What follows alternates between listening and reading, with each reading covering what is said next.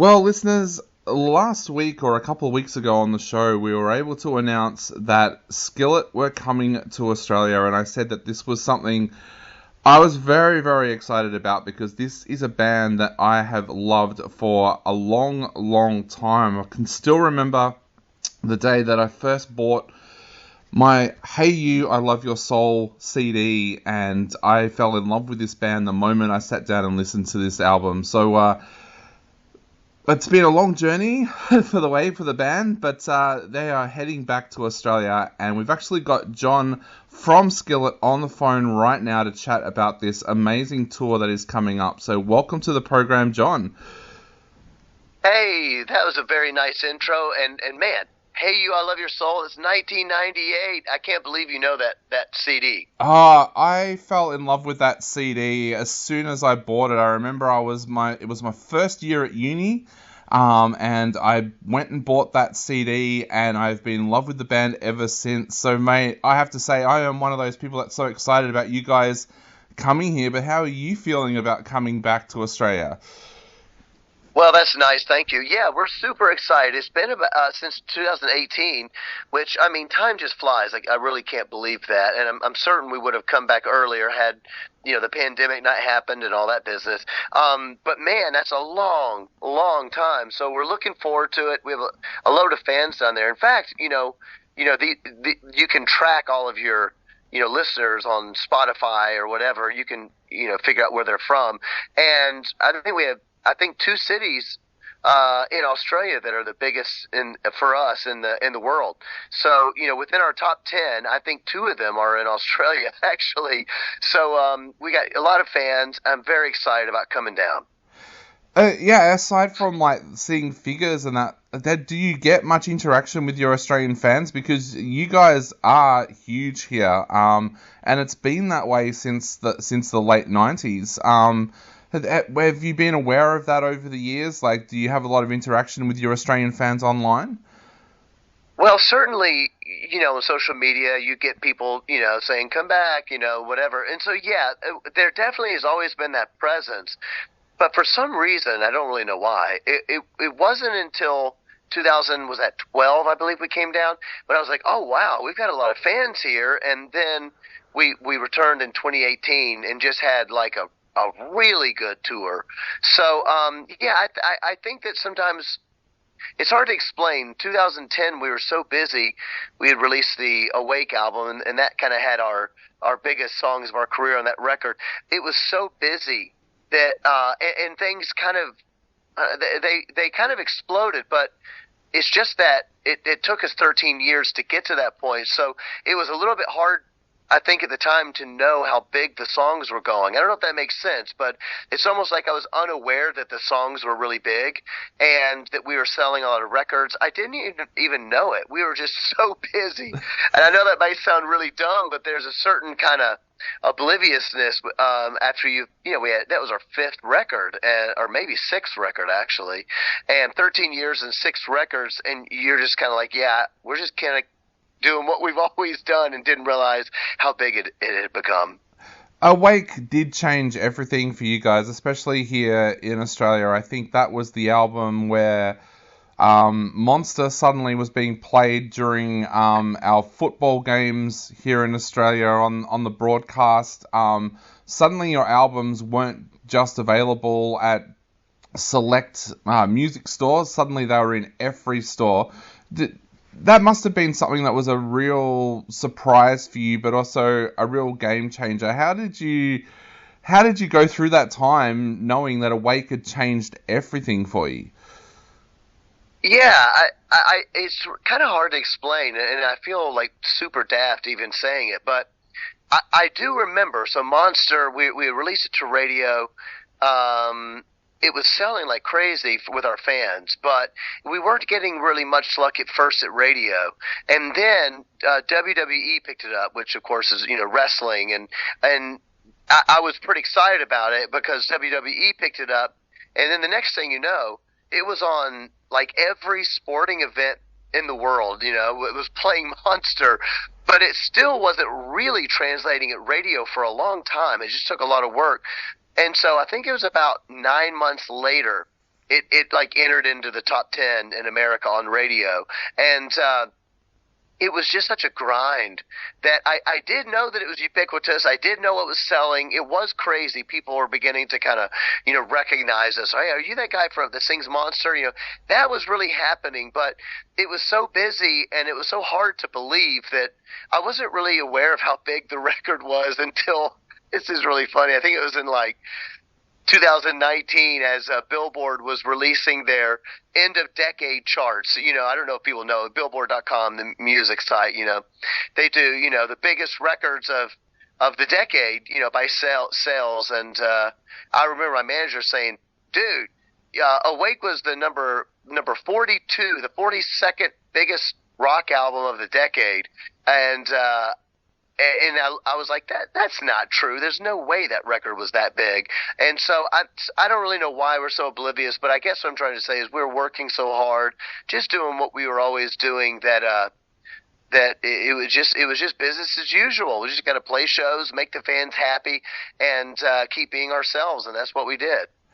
Did you personally get an inkling when you sat down to record that album? Because I know you talk to some artists and they'll say for a certain track that, they knew when they headed into the studio and was working on the song that there was something special about that track. Did you have any inkling at all that Monster in particular felt special? Well, here's what's really funny. I mean, we had written Monster. I had recorded the demo of it. And I want to be fair. I don't want to say that the label didn't like the song. They did like the song. But they didn't think it was like a hit. They were like, yeah, that's really good. That's a really strong song. We need you to keep writing. And we kept writing for a whole other year, because they kept saying, well, you don't really have a radio song yet. And we kept saying, man, we have Monster. They kept saying, yeah, but that couldn't be like a first radio song. Maybe it's a follow-up, but that's not a big enough song. So we kept writing for that full year, and so we had Hero.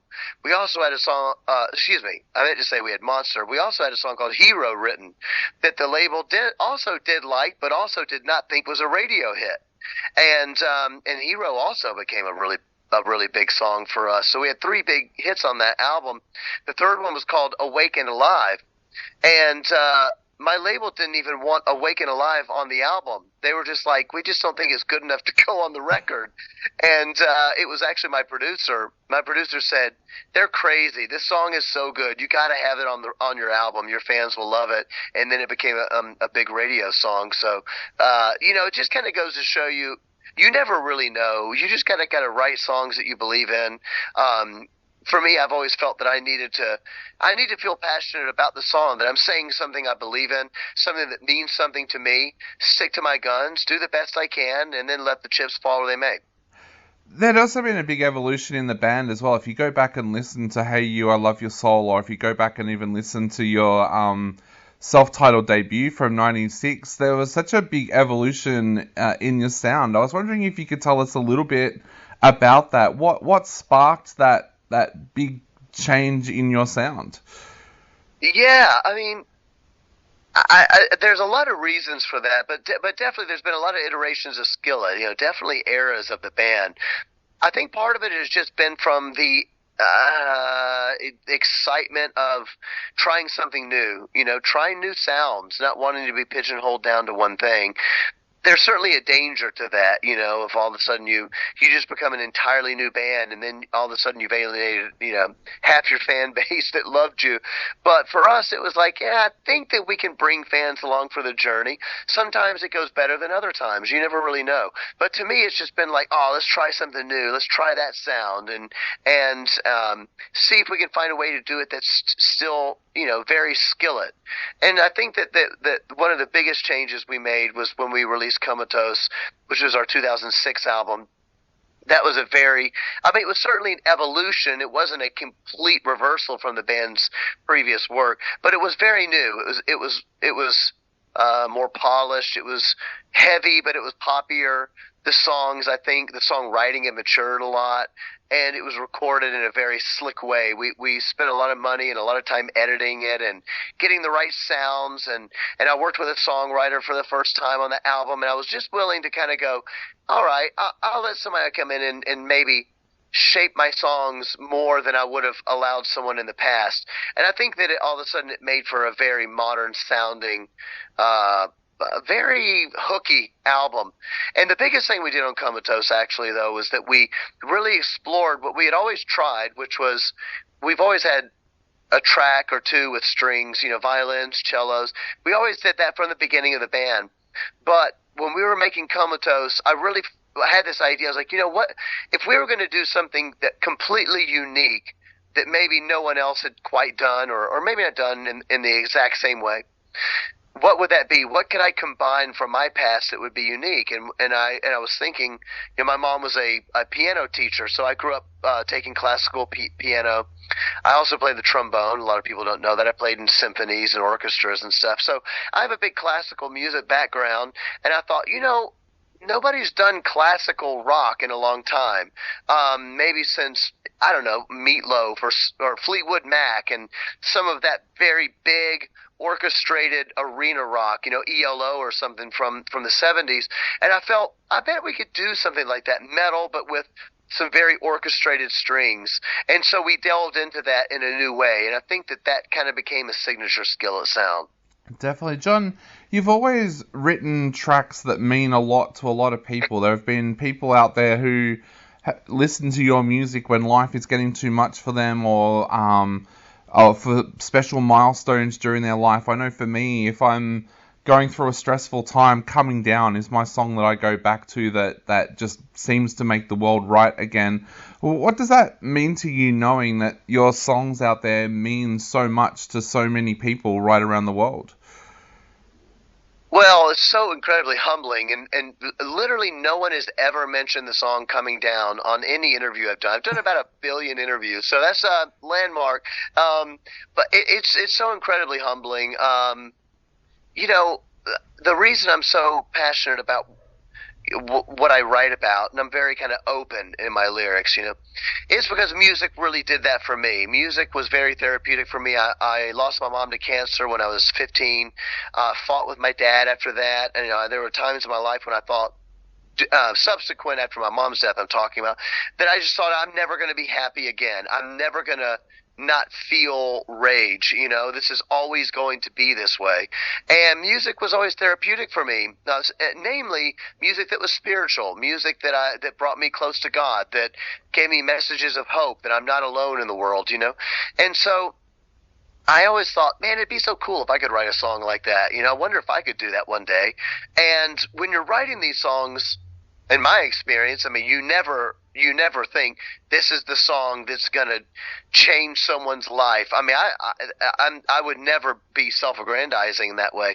I would never be thinking this song is going to help someone, not commit suicide.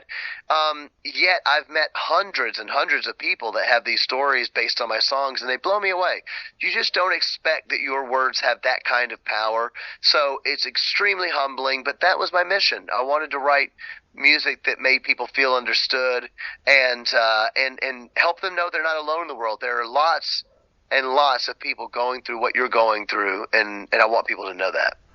Having so many great songs in your back catalogue, does that make it difficult to put together a set list for a tour like Australia? Yeah, certainly it does. Because everybody's got like their pet songs, like I've got a pet song that I love to play live, even if it wasn't like a radio hit, or even maybe it's not one that everybody knows. I'm like, oh, I really want to play that because I like it. There's also songs that are sort of like, maybe they're sort of like fan favorites, like they've created a thing that people know you play that song live, and they're hoping you play it, even though it maybe was a B-side, So, yeah, that can be really difficult. But I always want to try and make the fans happy, so I'm always going to play the hits, else people will get really, really mad and never come back again. Everybody wants to hear Monster and Hero. If you don't play them, they're going to be really, really upset, So I always try to keep it fun, throw it. throw a few things in that might surprise people here and there if I can. Definitely. Now, John, I know we are running out of time very, very quickly, and I could chat to you all day, but to finish off, what would you like to say to all of your Australian fans out there before they go out and grab tickets for this great tour that so many of them are going to love? Well, I just want to say a huge thank you. We do see your comments on social media. We do see your messages. Thanks so much for all the kind words throughout the years. And of course, we do see the reports that so many people in Australia are listening to Skillet, so we love you. Come out to the show. If you never see Skillet live, I think you'll walk away going, man, that was an energetic concert. We're known for our energy and our passion, and the positivity. We're a very positive band. I think Skillet shows are very unifying, and people usually leave going, man, I feel better about life now. And I think that the whole world needs that. I think music provides that. And so I sure hope people come out to the show and rock out, and see you soon.